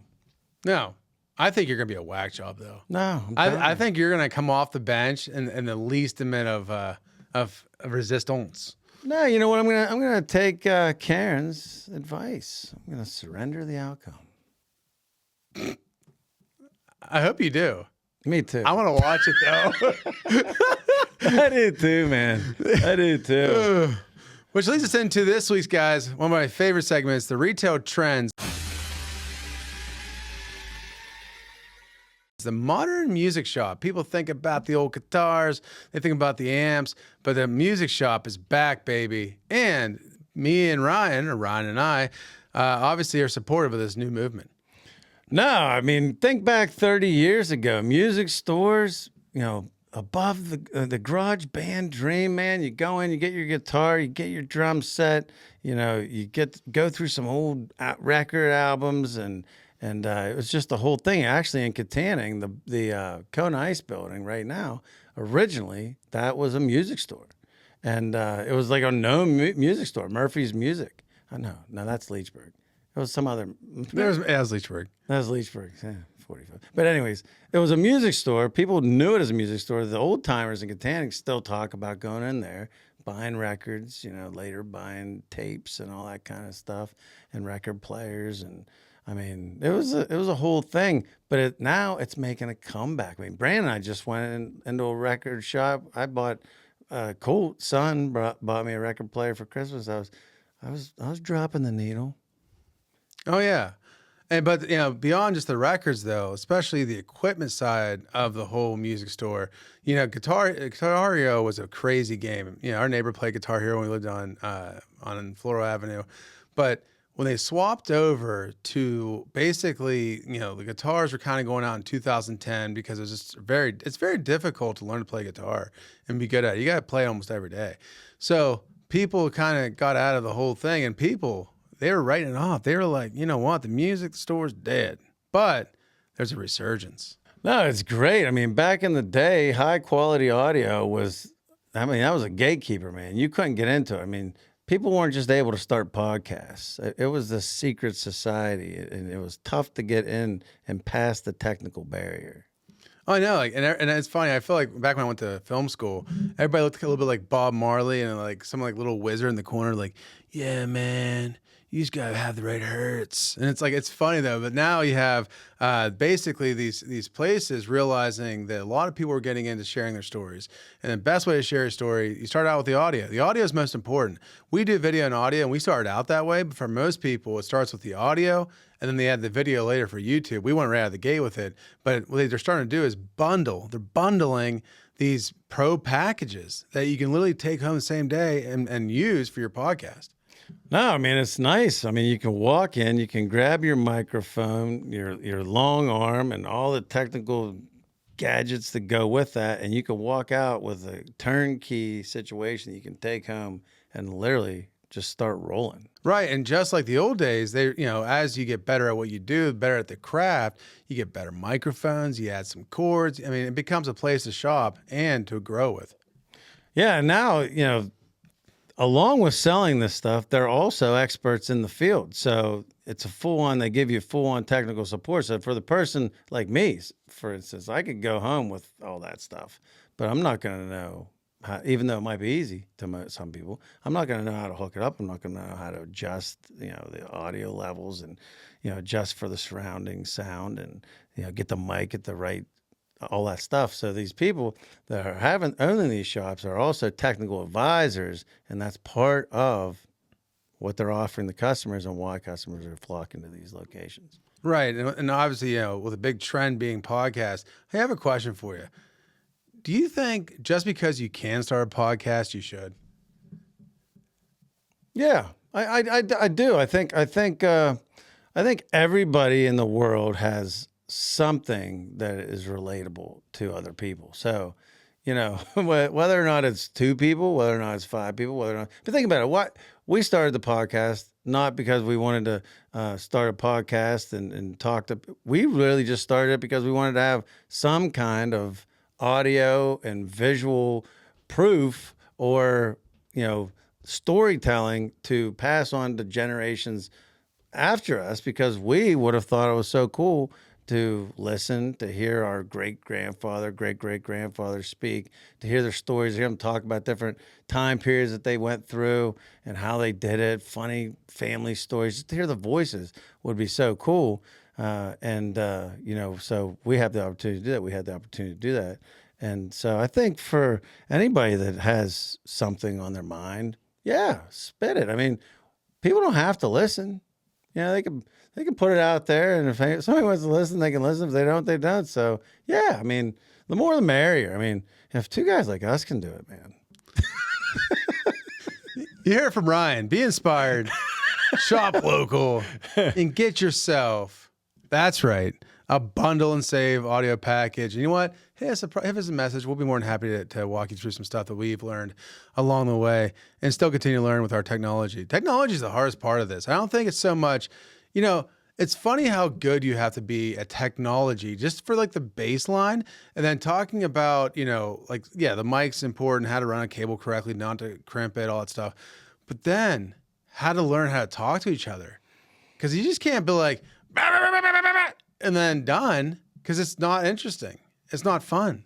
But when you have that feedback, that energy, that vibe, the synergy of the corporate words, it creates an opportunity to share your story and have a little bit of fun. For us, it's more like a therapy session. No, it is. It is like a therapy session. And it is fun. And it does take, think about all the trials, tribulations, fights, heated situations to get to the point now where we can have this flow. You do have to work at it, especially when you have a podcast involving multiple people, because when you're just like, if you're like Joe Rogan, man, you can just sit over there and say whatever you want, whenever you want. It's just you and the guest. You really don't have to dance too much around, somebody else or kind of like make sure you're flowing together well. It's tough, even though, it's easier for us, I think, the most because we've been brothers forever. 40 years and we've worked together, so we can get through that. But it's not an easy thing to do. But the one thing that I will say is our guest today, man, she made it so easy. And, it is nerve-wracking sometimes with the technology. But the funny thing about that is, we had a guest today that was a country music star. It's our first country music star, that we've had. And anybody that's seen, Karen Waldrup's videos and her songs, she's an amazing artist. And so, having kind of caught up on all of her stuff, and then when you see her, it's like, it's you're just a little starstruck. But like the funniest thing is, like to your point about the technology, I wasn't nervous. She was really engaging, made it easy. But I wasn't nervous about talking to her. I was nervous about making sure that the technology was working and that my technology was working so that when we talked to her, it would work. It's funny. That was my biggest concern. And it usually is our biggest every sweat. episode. Yeah. No matter how prepared. Today, we're probably most prepared than ever. Yeah, we still had problems. Every day. But we got there. We fought through it. We surrendered the outcome. And thankfully, Karen helped us get there. Victory! Victory, baby. But Ryan, I'm excited because this week, I'm just, honestly, guys, I am really just wondering how he's going to consume this. Oh, new. There's some rattling. Yeah, what's that metal noise? There's some rattling in there. It's a 3-part situation today. It's a 3-part situation. We got, what'd you call this? What kind of spoon did you call this? A slotted spoon. Slotted? It really is. Is it slotted? I don't know. There's some slits there. There's 3 slots in the middle of the spoon for a reason. It's a big It's a big ass spoon. And we have a can opener. Old school can opener. A little rusty. And the item of the week is, in honor of Damian Davies, light red IGA kidney beans, baby. Light red IGA kidney beans. This is a go-to for mine when I'm, I jokingly, I shouldn't say this jokingly because there's, people struggling, but on the wagon, on the wagon or off the wagon. When you're on the wagon, you're like behaving yourself, eating right. You're engaged. You're working out. Yeah. When I'm on the wagon, man, this is it. Like right now, I'm hungry right now. When I would love none other than to pop open a thing of Oreos and just house them down. But the nice thing is, man, these Elijah kidney beans, they only got 300 calories. What's the sodium? Hey, let's not get crazy here. Actually, the sodium's not too insane. It's only 13% of the daily allotted 2,000 calorie diet. What's the serving? Half cup. 3.5 servings in here. Oh, okay. And like on a day like this where I leave the house in a rush and I want to eat real clean, this is my lunch, man. And look, I mean, it's you just grab the can. You got to have your own can opener. While G.I. Ron over there opens his can with a 1920s can opener. It's rusty. It's rusty. Do you know originally that was, here's a question. Do you think that the kidney bean came first, or do you think the organ came first? As far as, do you think they named the kidney after the bean or the bean after the kidney? Oh, wow. That's an interesting question. I would go with they named the kidney after the bean. No, the original. So interesting. It was originally called red beans. It has a crazy history. The people have known that the kidney of a human looks like the kidney bean, basically, but the kidney has been around since Egyptian times. It wasn't until the 1500s that some European looked at it and said, "Hey, that looks exactly like a kidney."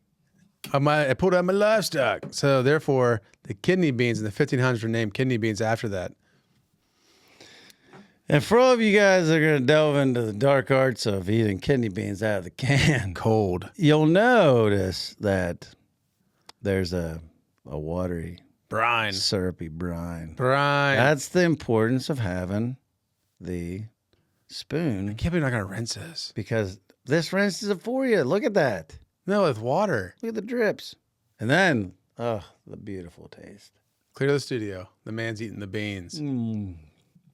Oh, man. So good. So good. Like, I'm not joking here, man. I love it. I love it. And like I said, you eat that whole can, which I will before the end of, right after the episode. I'm not going to have you watch me eat a whole can of kidney beans. But I'm going to eat that, and I'm going to be good till dinner. That's amazing. Baby! It's crazy how much it matters to the grocery retailer. They are the recession-proof, the ironclad powerhouse of the stocked canned aisle. And the thing is, man, modern medicine needs to catch up because these things, if you eat just these things as a lunch every day, mix it with a balanced diet, maybe some vitamins in the morning, a little exercise, it's a meal replacement with tons of great things that,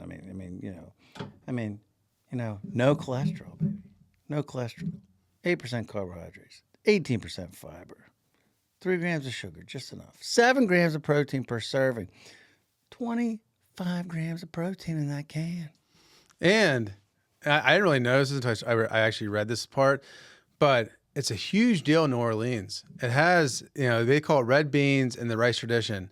And the historical quirk is that in the South, Monday was always laundry day, and then it was always the all-day chore. You needed a meal that you could just kind of sit in the back burner and forget about it. So you throw the ham bone in, some kidney beans, and the dinner was done. Even Louis Armstrong used to sign his letters the red beans and ricely yours as a signature. And this habit sticks today. People stock up on the Sundays and Mondays, the meal prep for the week, as you talked about with meal prep. And so anything from chili to red beans and rice, it covers it all. And why canned beans are a psychological trigger. When inflation hits, people panic, man. They panic. They look at meat. They look at dairy prices. They feel the squeeze. So the first thing they grab when they're trying to budget is my little friend, IGA, light red kidney beans. Oh, and you feel like a wizard, like a financial wizard. You grab your 3 cans of beans, you grab some chili magic, you grab yourself a thing of ground meat, and bada boom, bada bang, you have yourself chili that's enough for a feed a family of 5 for 3 days. Yeah, and it's a KVP item, known value priced item. I mean, even if it's not on sale, you're going to get a deal because, I mean, think about it. It's 3.5 servings. It's enough to fill this guy up for a meal. And 400 calories, almost 400 calories. And really, you're going to be looking at most, not on sale, what, $1.75, $2? Maybe. I think Maybe. But to the same point is people that shop based on price, that's one of their known value priced items. And so if it's not right, they think the whole store is not right. And so it's one of those key items when they do price comparisons for stores, they look at that item. Interesting. Well, You hear MDI say, well, we did the KVPs of Giant Eagle and everything looks all right on our side. yeah, I've heard that story before. I've heard that story a couple times. Sometimes I believe them, and sometimes I don't know. No, just kidding. I mean, I believe them. Anytime somebody throws an acronym at me, yeah. I assume they're lying. Well, it's the corporate thing. You gotta like, are they just trying to, they trying to pull the wool over the eyes? No, our guys, they treat us pretty square. But yeah, light red kidney beans, you can't go wrong, man. IGA, boom. And now it's time for Doug's retail story of the week. This story is literally fresh off the press. For those who don't realize, we have a store in the town called Leechburg. And in Leechburg, it's an old steel mill town. Steel mill went out when I was, I think, in middle school or maybe early high school. So early 2000s, steel mill goes out, moves to Vandergrift. But in the town, there's the town of Leechburg itself, where our store is, and then there's the Gilpin Township, where our parents live, where I grew up. So for those who don't know, there's the main power for our side used to go down through the town, through the steel mill on our side of the street, and basically supply power to the plaza, and so where our store is. And so for the last 25 years, the sweat of the power going out has been real. And it wasn't until recent, the last 3 years, has it been almost detrimental to the life of our business. To the point is, Ryan and I have a 20-point system in which we know who to call, how many times to call them to get the power back on. And twice in the last 2 years, we had to physically, with our crew, unload the entire store's medium and low temperature. And it's a store that isn't crazy volume. It's a store, older part of town, older equipment, older gas, as they say in the refrigeration game, the older gas. And it's just it's a store that's very, very high touch. I like to use corporate words, high touch. And so we are, one of the biggest fears we have running that store. We have a great crew, phenomenal crew, good people down there. Really just, I grew up with a lot of them, just great people. So, we're all trying real hard, but we know that gas prices are up. We know that fuel costs, transportation. We know the cost of cans of red kidney beans as Ryan's mown down over there. This guy loves his beans. And, so the biggest fear we have is the power going out because it's a time bomb. It's the high stakes game of if it doesn't come back on, I'm bankrupt. And it's the scariest thing in the world. It honestly is terrifying. It's so terrifying. So anytime we see a storm, and it's crazy, I became like a professional weatherman. I look at like what's going on out in Idaho, and is there a storm brewing and coming across the prairies, and it's going to smack us right in the face. And so Sunday of this week, we're there, and it was a weird day because like not only did I finally got my skid loader fixed, but I got it fixed. I was hanging out with the family. Uncle Jack wanted to go to a movie, so we went to the movie. And so I decided to go down into the movie. But I saw on the weather forecast it was going to be high winds. It was going to be detrimental. And what happens every time is Evergreen Road, which runs the main power for the store, runs up this Evergreen Road, which is in the bottom of a valley. The original designer of this, I'd like to find you somewhere. I'd like to talk to you about your design, but because there's a massive hill you could have put it on and broke it down from there, but you did the cheap way and ran right down through the valley. Now, maybe back in the day, there's a lot of silver culture people out there cutting trees down, but not anymore. So with the steel mill going out in 2000, 20-something years ago, what happened is that a lot of the revenue stream to help fund the township, that's a township road, help fund the township dissipated. And so because of that, they weren't able to keep up with the trees like they should have. And so you have, if you guys don't know, you have a valley, and every time there's a valley, there's always a waterway. There's always saturated soil because it's always catching the runoff. It's always at the bottom. It doesn't get direct sunlight. So the trees get so big that their root systems can't hold them down anymore. Wind gets over 20 miles per hour, poof, knocks tree over, breaks some lines. And if you're really festive every once in a while, it'll just knock over one line, which on a 3-phase kills your generator. So it's a wonderful thing. Not really. It's completely terrifying because you not only lose product, you lose productivity, you lose time, you lose sales. It kills your P&L, which is profit loss statement for all those who aren't in the retail world, but your P&L. So we got the first quarter P&L back. We had a major issue first quarter. We were closed for almost 3 days. We had to rent reefer trucks and unload the store and do all this madness.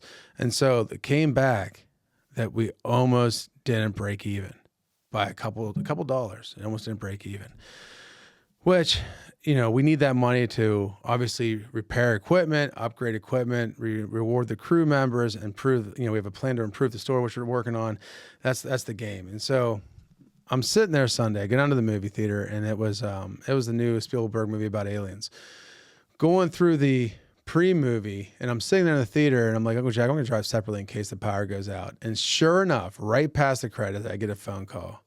Ring, ring, banana phone. Power's out. I sprint to Leechburg. Shockingly, I drive Evergreen Road. Shockingly, the tree fell down. I call you, you show up. And we're sitting there, and it's a matter of like you're just going through your head, like, okay, if we hit this year mark, we gotta turn this off and move these the fresh meat to this case. We gotta move this into the cooler, but we only can do it once because if you do it twice, it messes up the airflow. There's all these like thousands of things going through your head, and we've done so much now that we're great at it, but it's very frustrating because if it doesn't come back on, then we're out of business. So we finished the first quarter this year very weak because of this massive power outage and then these follow-up power outages. To the point we bought a generator. Now the sweat is the generator doesn't come in until December. So we got sweat out all these summer windstorms. So I get through that. It's a lot of stress. Power comes back on. Getting ready for the next day. So the next day comes and one of the key parts of our business that keeps us able to have stores in lower performing areas with less population, older stores that need a lot more maintenance, a lot more high touch, is our skill games.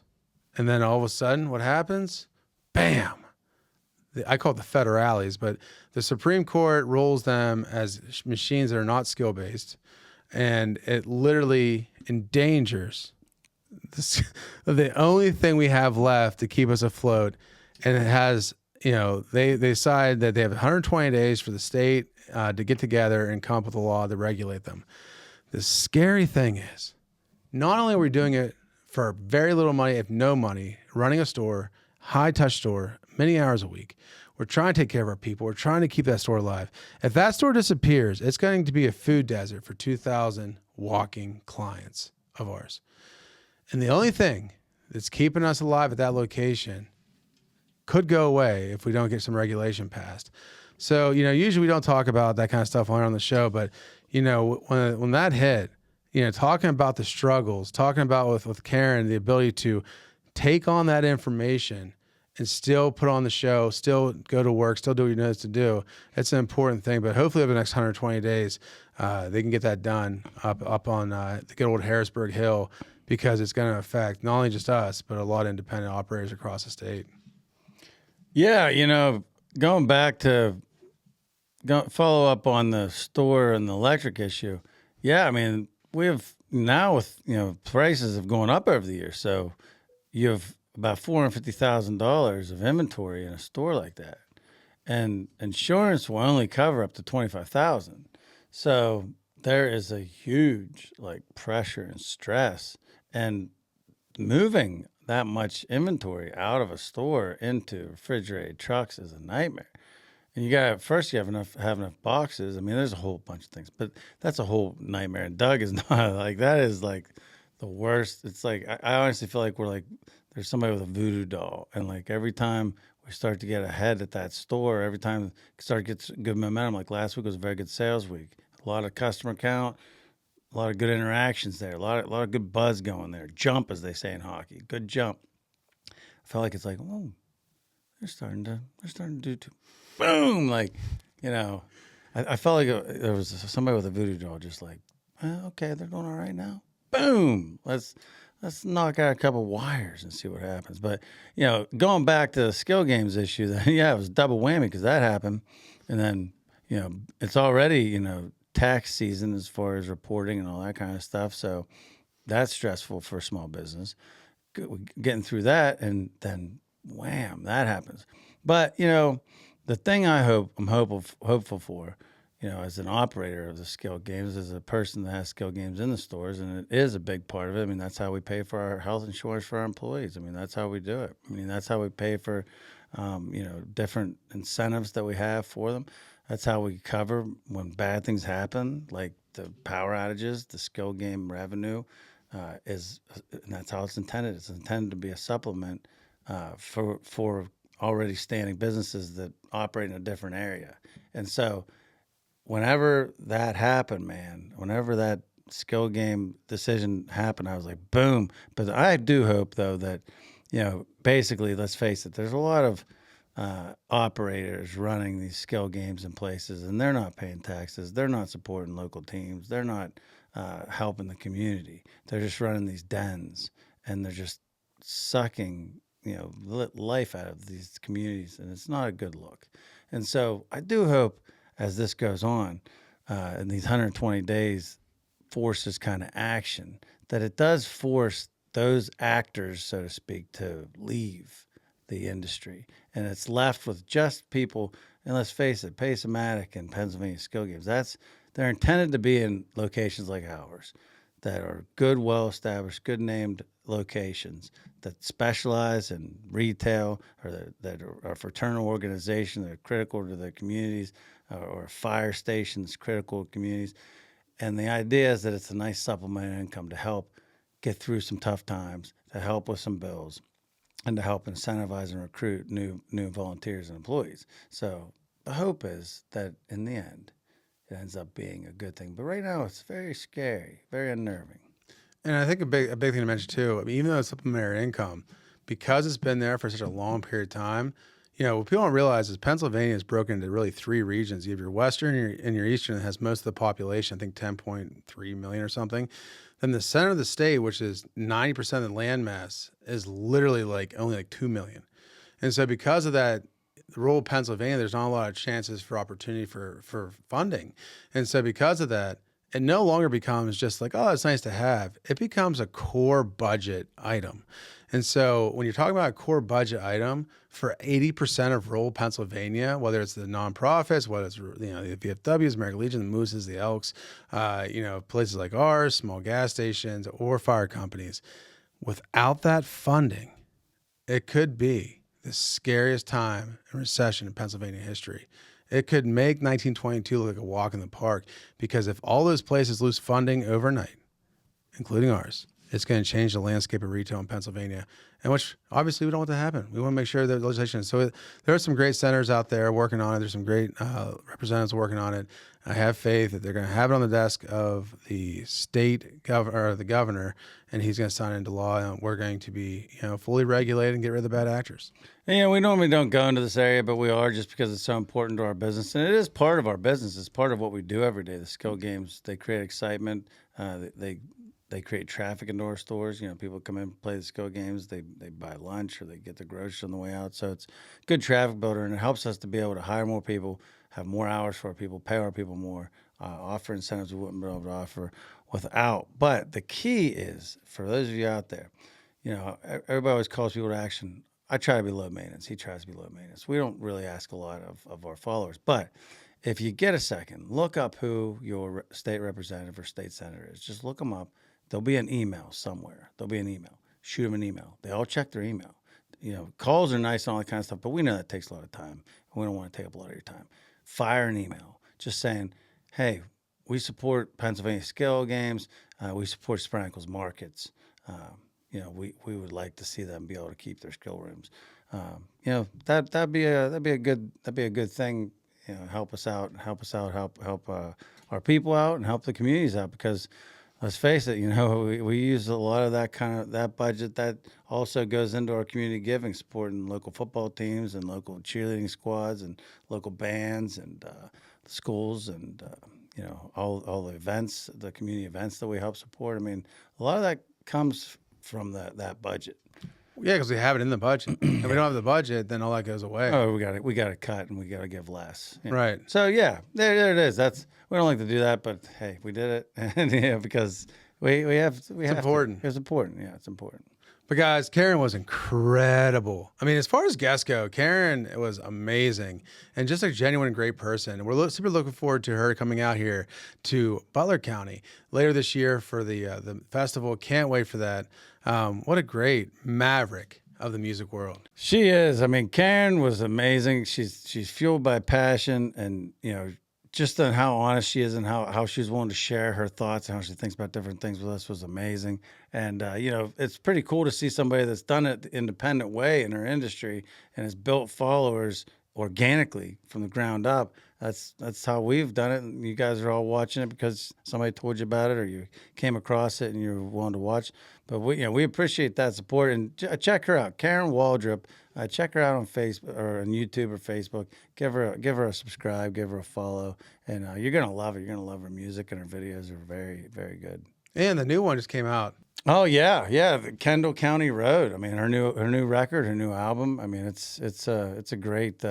It's definitely a great watch and like a great lady. With everything she does in Haiti. But and the Good Guy song, it just dropped a couple days ago. Oh, Good Guys, that dropped. Good Guy, yeah. Yeah. So I was looking forward to that. But guys, really appreciate it. Again, we can't do our show without the support of you and the support of all of our followers. So thank you for liking, sharing, and subscribing right here on YouTube. And whether you're dodging a $20 bottle of water in Vegas, overpaying for faded Nirvana shirt, or using a can of kidney beans to make yourself feel like a financial wizard, just keep on rocking on and hit that follow button, hit that like button, and keep supporting the cast. Because as we always say, guys, thanks for all the support. And more importantly, we got to thank the support of our sponsor. PA Skill Alliance, guys, representing all those small businesses, fraternal orders, and nonprofits across the Commonwealth of Pennsylvania. For more information, guys, it's the time to get involved. PASkillalliance.org. And remember, guys, it's skill, not luck. Baby. Guys, thank you so much. And be careful of that. What is the ask person lurking in the corners of the corporate world? But guys, as always, we really appreciate it. Can't wait to see you at the next episode. As always, we can't do it without you. Come and see us. Woo!